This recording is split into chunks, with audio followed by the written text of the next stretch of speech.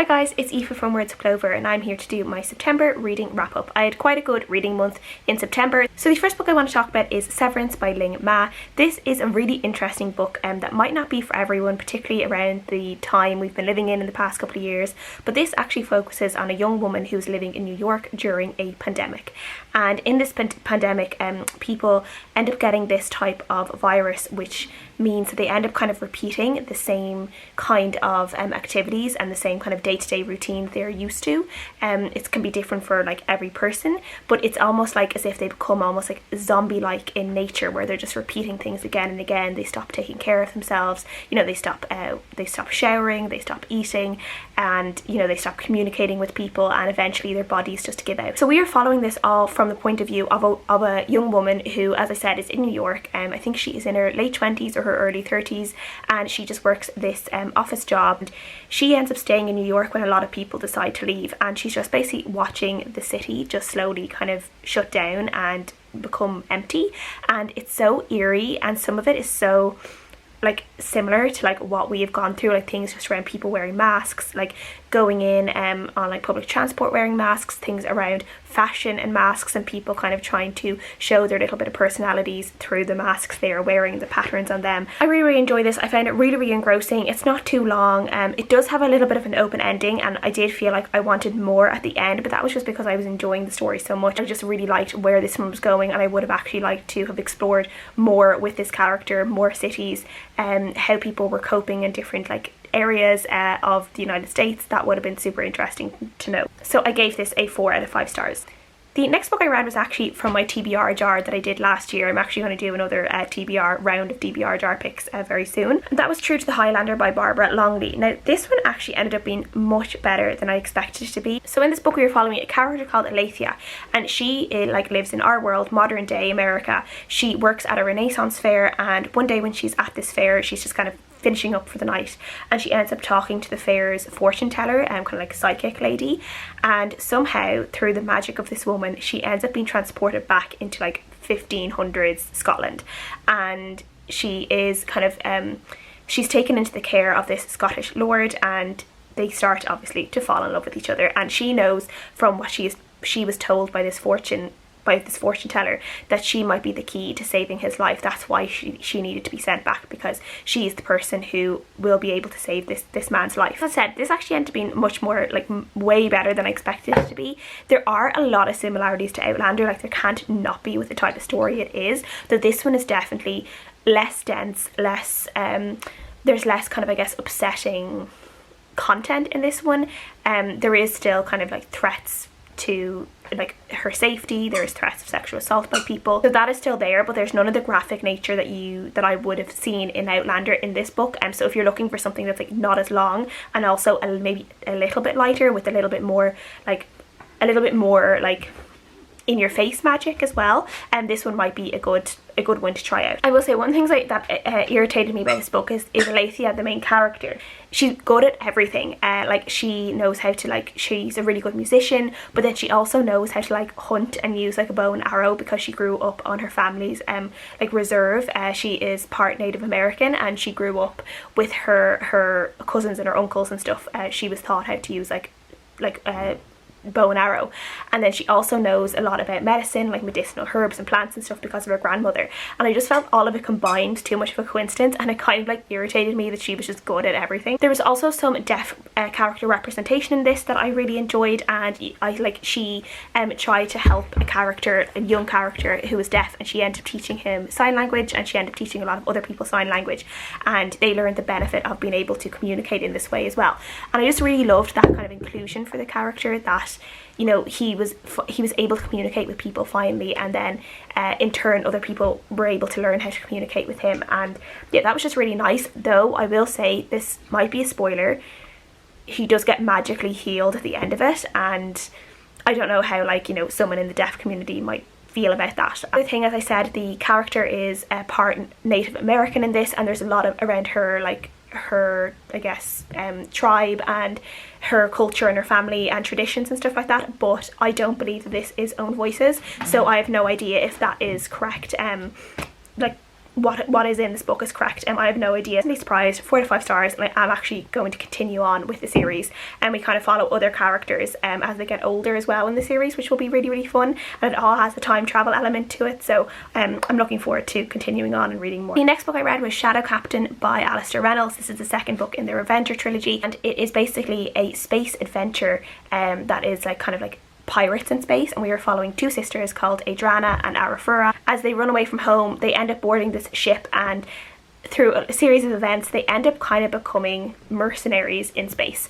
And this book, the second book, is obviously following on from a lot of events in the first one, which I can't really talk about because they would be major spoilers, but we are seeing the continuation of Fura and Adrana's relationship and their sisterhood, where kind of, I guess, like the power dynamics have shifted a little bit, because now the younger sister is a lot more mature. She went through a lot of character growth in the first book and a lot of changes, and she's still continuing to go through those changes, and she's a character that like you're impressed by her, but she's not necessarily always like the nicest character. She's always a little bit schemy, and it was really interesting seeing how her sister handled her in this book. There's a lot more world building in this book as well, which I enjoyed. See how some of the worlds worked, like kind of the politics, how people lived, things in terms of money, poverty, and all that kind of stuff. There was also some really cool kind of space battles in this book too, some really like intense, like impressive scenes around 2 of the ships actually fighting in space, and it was so like reminiscent of like what it would look like if 2 like pirate ships or 2 like ships in the water were battling each other with cannons and stuff like that, but just kind of transport that into space and kind of make everything more like, I don't know, space like things that would work in space. And it was really, really cool, and I just really, really enjoyed that. So yeah, I gave this one a 4 to 5 stars. I didn't enjoy it as much as the first book, but I do think it was a lot of build up to the third one, and I think the third one is hopefully going to be really, really good. Next book I read was The Lock-In by Phoebe Lockhurst. This is a book I talked a lot about on my recent vlog that I did, so I won't talk about it too much here, but in this book it is a adult contemporary, and we are following a group of roommates who end up getting locked in their attic while their kitchen is flooding downstairs, and they end up having to try and figure out what to do and like how to escape. But there's also another person locked in the attic with them, and that is one of the roommates' kind of one night stand from the night before. So this was just really fun. It was nostalgic. I thought it was really well paced for what it was. I was afraid I would get bored, like they're in this like one space for the majority of the book, and I thought I might get bored of that, but I ended up really, really enjoying it. It was just a lot of fun. I thought the characters were really like engaging, and I thought we learned like lots about them in like a really fun way, and yeah, I really, really enjoyed my reading of this. As I said, there was a lot of nostalgic around there for myself being a teenager, around the same age as the characters, and some of the things they were talking about from like their teenage years were things that I could also like, you know, remember and, you know, cringe at alongside them. And yeah, so I really enjoyed that one too, so I gave it a 4 out of 5 stars. After that I read The Duke and I by Eloisa James. This is the 3rd book in her fairy tale series, and this is like a play on The Princess and the Pea.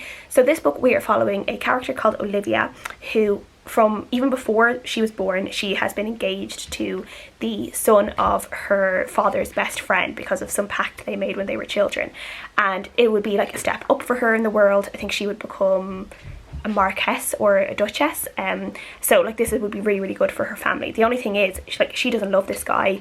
You know, he's a few years younger than her, but she knows it's probably what she has to do just to like help her family, and it's like her duty. It's what she's been kind of brought up to do. She also has a twin sister, and her twin sister also needs to find a good match. The two of them end up travelling to this duke's house, where her sister Georgiana auditioning to see if she might make a good like wife to this duke. But the duke, his name is Quinn, ends up falling in love with Olivia instead of her sister, and Olivia ends up falling in love with him even though she is engaged to Rupert. And there's just a lot of chemistry in this book. It was really fun to see how it all played out. Olivia herself is a plus size character, which I did really, really like, though we are never allowed to forget that she is plus size. There is a character, as I said, the character Rupert in this book, who she is engaged to. We learn at the very start of the book that he has learning difficulties because he was deprived of oxygen at birth. And at first, when they were first talking about Rupert, I got a little bit uncomfortable with how they were talking about him, and then we learn about his learning difficulties. And I do think that we do see Olivia's behaviour in a way change slightly towards him. She does become a little bit more kind and a little bit more accepting of who he is. The way that storyline ended up playing out, I did feel better better about it by the end than I did at the start. And yeah, this had a lot of chemistry moments, it had a lot of like sexy moments, it also had some really emotional moments that I wasn't expecting. So yeah, I really enjoyed this one too, and I also gave it a 4 out of 5 stars. Then after that I picked up The Clan of the Cave Bear by Jean M. Auel. This again is another book I talked about in my recent vlog. This is a book I had on like 5-star predictions, TBR, jar. It's a book that's been on my TBR for a very long time because it's one of my dad's favourite books. So again, it's one I've wanted to read for a really long time. This book is like historical fiction but like prehistoric era. We are following a character called Ayla who ends up losing her entire family in this kind of earthquake, and she ends up being discovered by a different type of people than her family. They're called the Clan, and they look a lot different and act a lot differently than her family, but they end up basically adopting her into the Clan. She ends up getting a mother and a father figure, and she ends up like growing up, learning how to communicate with these people, learning how to live like one of them. And even though she is different, and throughout her like childhood and her young adulthood, she shows again and again that she is different and she may never fit in. So this book is very description heavy, it's very slow going, but despite that I still really enjoyed myself reading it. I kind of just took my time reading it, and yeah, I just enjoyed it for exactly what it was, which was this like really interesting historical fiction, like a time period that I've never really read about before, or at least I've never read a book set around this type of time period or around people that live in this way where it's been done well. And I think this was done really well. The clan that Ayla is adopted into is just so interesting in how they live and how they behave. You know, they look a lot different. She's taller, straighter, kind of more developed than they are. They're not able to talk really because I think of their vocal cords and how they're developed, but they have other ways to communicate. They communicate through sign language and a series of noises, and Ayla learns how to communicate through that as well. They also have like a really complex religion and totems, and they've totems assigned to them which kind of signal their strength within the clan, and like, you know, how strong a person they are both physically and mentally. And that was just also interesting to talk about. Now there are some things in this book that are uncomfortable and upsetting. Obviously we're talking about prehistoric era, so there are some upsetting scenes of animal hunting, and also one scene of animal baiting that I just didn't particularly like to read about. And then there are also some things around sexual intercourse and the development of both the female children and the male children, and gender norms as well. So the women are obviously kind of on a lower pedestal than the men in this clan. The men are, you know, they're expected to be able to satisfy themselves whenever they want with whatever female they want, and the females just kind of have to put up with it. And then there's also there is one scene of sexual assault in this book that is upsetting to read about as well. Gave it a 4 out of 5 stars. I think the next book will be a lot more exciting for me, and I'm really looking forward to reading it. And yeah, I just can't wait to see like what's next for Ayla and what she does next. The next book I read was Sugartown Queens by Malla, Nunn. This is a YA book set in South Africa, and we are following a young girl called Amanda who, her mother has always suffered from just bad mental health, and she kind of has always had to kind of look after her mother. And one day when she follows her mother, she ends up finding about a whole other side of her family that she never knew about, and this family live very differently to her. Like they're a lot like more prosperous than her and her mother, and she starts learning more about her mother's past, and why her mother broke away from this side of her family, and is there any way that they can become reconnected. As I said, this is set in South Africa, and we are particularly following Amanda and her mother who live in a township in South Africa. Poverty and the dangers they are surrounded with and that they live in, and like, you know, every day. And that's a side of that I haven't read that many books set in South Africa, but it's definitely something I don't probably know enough about, and it was just really interesting for me to be able to read it and learn via reading this book. I do think there were some things that, like, while I did really enjoy, there was a mix of kind of serious topics in this book, and then also just like normal teenage things like crushes and first love and friendships and stuff like that. I do think there was probably a little bit too much going on. I think that the author could have scaled a little bit back and kind of focused on some things rather than a lot of things at the same time. So I did really enjoy this one. I think I gave it a 3 out of 5 stars. Glad I read it. The next book I read was my September pick for the Buzzwordathon, and that was My Dark Vanessa by Kate Elizabeth Russell. Yeah, I just really enjoyed this one. If you do not know what my Dark Vanessa is about, it is a very dark book. I do would warn people going into it just to be in a really strong state of mind before going into this, because this whole book is around a young girl who, when she was 15 years old, ended up in a sexual relationship with one of her high school teachers who was in his 40s, and she ends up basically being groomed. She ends up being in a relationship with this man in some form for over 15 years of her life, and we kind of learn in this book around that abuse and that relationship that she doesn't see as abusive, and the way he groomed her and the way she treats herself after this, and how it has affected her life. The writing in this was just absolutely brilliant. It was so well written. There were just some parts of this that were just so uncomfortable to read, and at times really repulsive, and there were times that I felt like I just wanted to put the book on the other side of the room, but I just couldn't stop reading it because I was just so addicted to the story, and I just wanted to know what was going to happen. I wanted Vanessa to be okay. I wanted to know what was going to where she was going to end up by the end of the book. And yeah, just the way this book shows you what it's like not only to be a victim but also the mind of an abuser in a way, and how easy it is, a vulnerable young girl, how easy it would be to groom her and to make her start believing a lot of these things, and how it can affect the rest of your life. This also shows that I feel like victims come in all shapes and sizes. There's no one way to be a victim of anything, and I think this really proves that as well.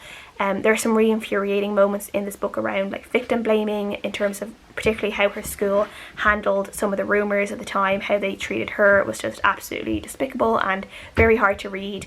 A lot of the adults in this book just did everything wrong. Yeah, it was all just an experience to read, but I really enjoyed this one. I gave it 4.5 out of 5 stars, and yeah, if you've been thinking about reading it, definitely do.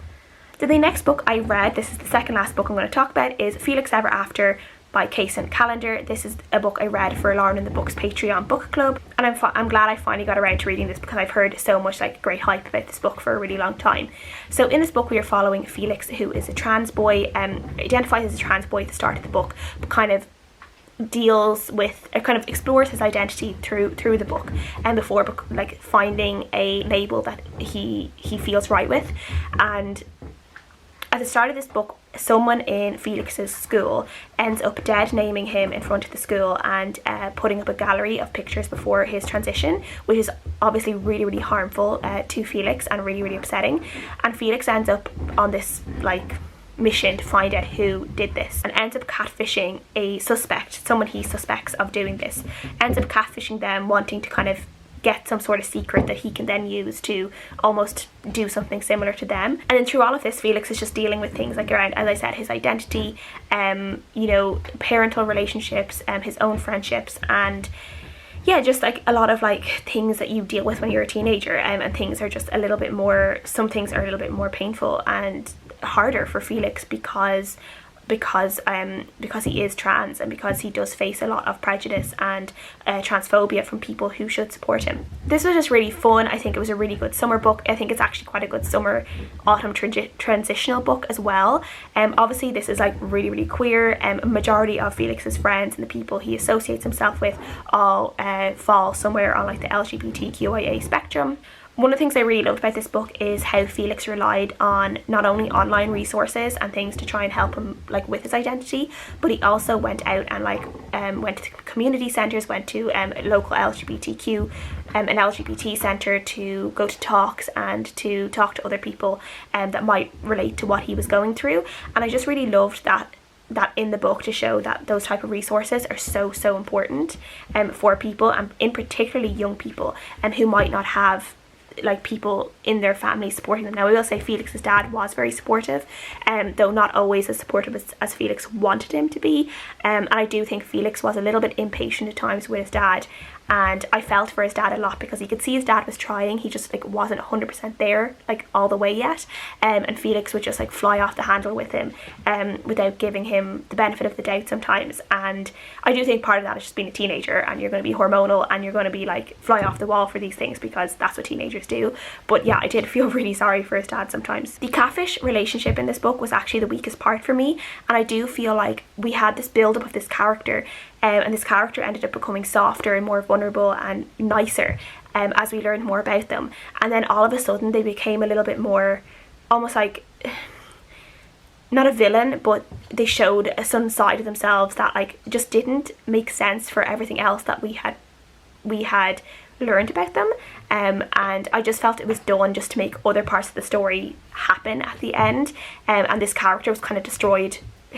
This character that was built up was slightly destroyed for the sake of the plot, and I just felt like there was more that could have been done with that in a nicer way, and I just felt a little bit disappointed with that. There's also a lot of Harry Potter references in this book, which made me uncomfortable, obviously, because this book is all about like a trans boy being proud of who he was, and then having all these Harry Potter references in it just felt very like, I don't know, very contradictory. I do think this was obviously probably when it was written, but yeah, I do think for people who might be reading that, seeing those references like in their face all the time might get a little bit triggering and upsetting. And I also think we are just so past the stage of using Hogwarts houses to try and like describe a character's personality. Like I think that's lazy writing, and again, how someone who doesn't know Harry Potter is supposed to know like what Felix means when he says he's a Slytherin, like that wouldn't mean anything to anyone who hasn't read Harry Potter or doesn't know about it. So yeah, I think I'm just like completely over anything like that in a book anymore. So yeah, enjoyed this though overall, and I gave it a 4 out of 5 stars. Loads of 4 stars this month. And then the last book I'm going to talk about is Sunshine and Sweet Peas in Nightingale Square by Heidi Swain. This is a book I picked up for another book club that I recently joined, which is Charlotte from Charlotte Lucy Loves. She is like a cozy book club on Patreon, and I will leave a link to that below if anyone is interested in joining it. I think it's only like $1.50 a month, and yeah, so it's just kind of cozy books, and I decided to join that because I definitely don't read enough cozy books. I do really enjoy them sometimes, though I didn't end up really enjoying this one. Following a character called Kate, who was just split up from her husband David, and she moves to Nightingale Square in Norwich, I think it is, and she kind of just wants to be left on her own. She wants to like heal from like this breakup that she's been going through, but she ends up moving into this place called Nightingale Square, where the neighbours are all really friendly and like to know everything about you. So she ends up kind of becoming part of Nightingale Square, and has loads of different projects that she like is involved with through the community and through the neighbourhood, and one of these is a local community garden that they're trying to set up in the kind of the big house on this square that was once belonged to like a really wealthy landowner, and she ends up becoming close to the new owner, and you know, you can probably guess what happens there. So this one like was cute and it was cozy, and there were lots of really nice things in this book like that a lot of people would really like. There was a really nice female friendship in it, which I definitely really appreciated, but there's just something about this book I just did not like it. I felt there were times it was a little bit boring. I didn't feel like there was enough conflict in it, if you know what I mean, and sometimes I don't always like the conflict in these books, but I just felt like there wasn't enough of it in this book. I wanted more conflict, I wanted a bigger storyline, and I felt everything was just kind of small. The romantic relationships were a little bit rushed at the end, which I just didn't really like. There were 2 characters in this book that have had, one of them has had an STI previously from an ex, and then another one has had an illegitimate child with an ex, and also kind of a damaged relationship because of that with the child and with the mother, and they have sex and they don't use protection, and that just like was so stupid for me. It was just didn't seem realistic that you wouldn't use protection, and also I think like we're past putting unprotected sex in books like this, and it was done for a reason, which was a stupid reason. That reason didn't need to be there. And yeah, what else? I also would hate to live in Nightingale Square. I would hate it. Everyone is in your face, everyone like just walks to each other's houses. Like the minute Kate moved in, one of her neighbours was on the doorstep with like Halloween stuff, because she thought that she might forget about Halloween and the poor kids who wouldn't have sweets from this one house. And I was like, if I had just moved into my house and a neighbour came over like condescending like that around Halloween sweets, like they would be told where to go. Like I would hate it. And then there's the character who's always like curtain twitching and will probably hear you like if you farted in your own house, and that just like really irritated me. So yeah, there was just some things in this book that I just didn't really enjoy. So I gave it 2 out of 5 stars in the end, but I'm hoping, there's 2 more books in this series, and I'm hoping that I like them a little bit better. So that's everything I read in September. Please let me know what you guys think down below. I would love to know your opinions, and I'll see you guys again next time. Bye!